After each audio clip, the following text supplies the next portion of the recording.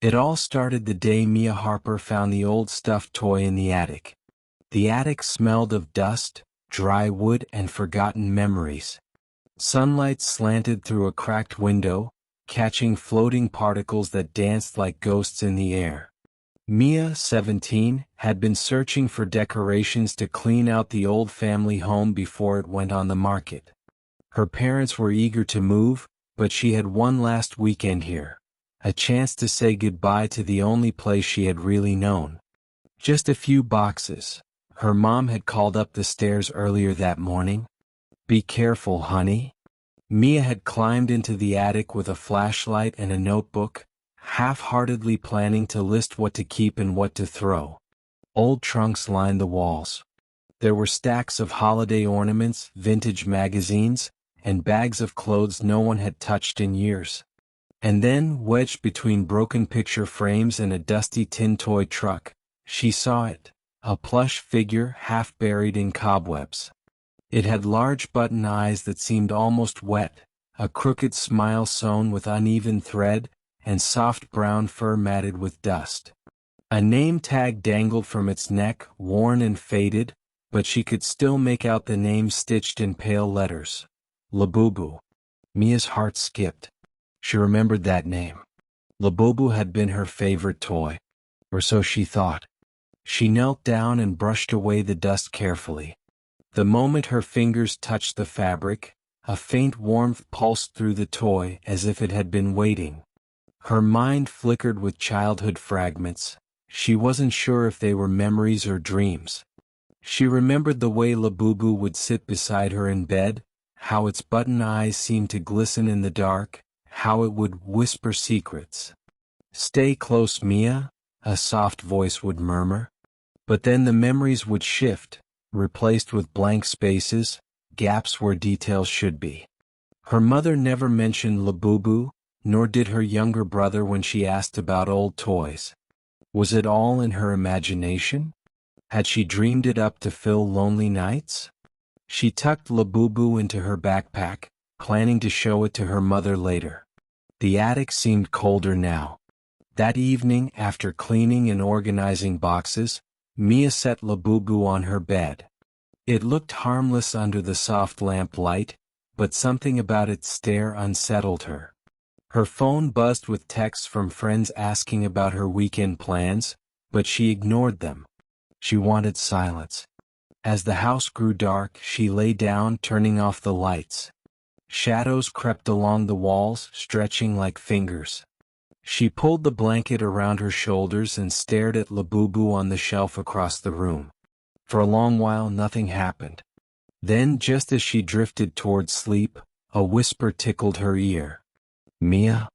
She jolted upright, heart racing. "Who's there?" she whispered into the darkness. Nothing. Only the wind rustling through the trees outside. She switched on the lamp. Labubu sat motionless on the shelf. Its eyes glowed softly, but that could have been the reflection of the nightlight. Just imagination, she told herself.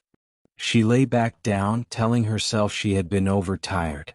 But sleep didn't come easily. By the next evening, Mia had half convinced herself that she was being paranoid. Yet, when she reached for her phone, it lay on the floor beside her bed, though she always kept it on the nightstand. Her stomach twisted. She placed Labubu in front of her on the bed and watched it carefully. Its stitched smile seemed wider somehow, sharper even. Determined to prove to herself that it was nothing, she whispered, "Labubu, are you trying to scare me?" For a long time, silence. Then, so faint she almost missed it, "Shoo." Her eyes widened. She leaned in closer. "I'm here?" The sound didn't come from her ears but from the air around the toy.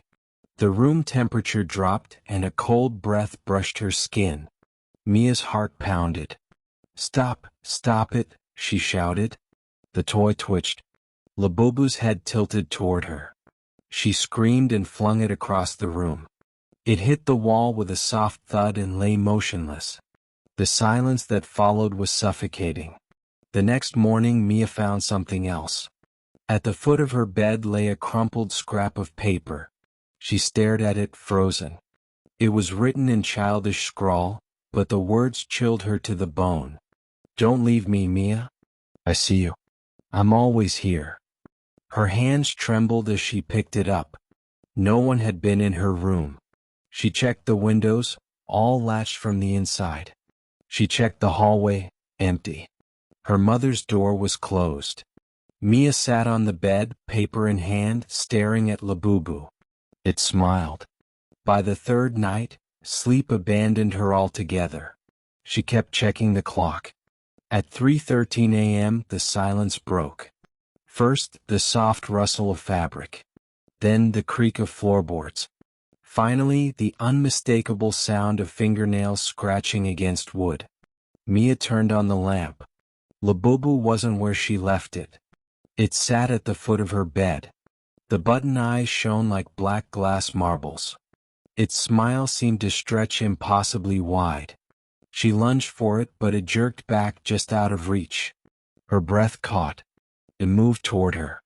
She scrambled off the bed, heart racing, but the room felt frozen, as if time itself had thickened. Then she noticed the mirror across the room. In it, Labubu's reflection didn't match its position. It stood inches closer to her, with eyes wide and gleaming red. Mia stumbled backward. The mirror's surface rippled like water. The next day, terrified and desperate, Mia searched for answers. In the attic, she found an old, dust-covered journal wedged between broken ornaments. The first entry, dated 15 years ago, was written by a girl named Emily Harper. I lost Labubu today, it read. I buried him in the yard because he made whispers at night. But I think he's still with me. I hear him when I sleep. Another entry read, he wants me to stay. A third, barely legible, he promised he'll never let me leave. The pages grew darker as the entries progressed. Scratches covered the margins like claw marks. Mia's breath hitched. Emily Harper was her mother's childhood name. Mia confronted her mother that evening. I found Labubu, she said. Her mother froze. Her face drained of color. I don't know what you're talking about, she replied too quickly. It's in my room. He's alive. Her mother's eyes widened in horror. Don't talk about him, she whispered. Mom, what is this? Her mother's lips quivered. There are things you don't understand, Mia, she said softly. That toy, that thing, it's not safe. Safe? What do you mean? Her mother broke down in tears. He was with me when I was your age. I thought I buried it. I thought I was free. That night, Mia lay awake, heart hammering in her chest. Labubu sat silently beside her pillow, watching. The house felt smaller. The air thick. The shadows deeper. At 2:44 a.m., the whispers began again. Mia. Stay. Forever. Her eyes snapped open. Labubu's smile stretched unnaturally wide, thread ripping at the edges. Its stitched mouth moved. I won't let you go. Mia's hands went cold. It wasn't just fabric anymore. It was watching. She had two choices: throw it away and risk being dragged into something beyond understanding, or destroy it and risk losing the last connection to whatever fragment of childhood comfort she still held. She clutched the scrap of paper, the journal, and Labubu. Her mother's face haunted her memory, desperate, pleading. Her own reflection in the mirror, pale and terrified, stared back. Labubu's eyes glowed brighter. Mia screamed. In the morning, Mia's parents found her asleep on the floor beside the bed. Labubu was gone. The only thing left was a smear of dark thread and two small glassy button eyes staring from the corner of the shelf. The scrap of paper had vanished. The journal was closed as if untouched. Her mother held her hand and whispered, "It's over, for now." But sometimes at night, Mia still hears the soft rustle of fabric and the faintest whisper. I'm always here.